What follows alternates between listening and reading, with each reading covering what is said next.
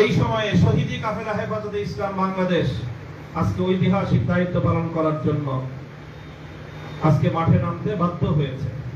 আমি মাঠ বলবো, আমাদের দায়িত্বশীলরা বলেছেন দোয়ার মাধ্যমে আমাদের সূচনা, এরপরে দোয়া হবে আর নতুন সূচনার জন্য। এদেশে নতুন এক সূর্যোদয় হবে, স্পষ্ট ঘোষণা করতে চাই।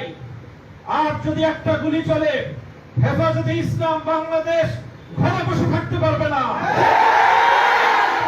আমার সন্তানের লাশ নিয়ে আমরা কবরস্থানের দিকে যাব না।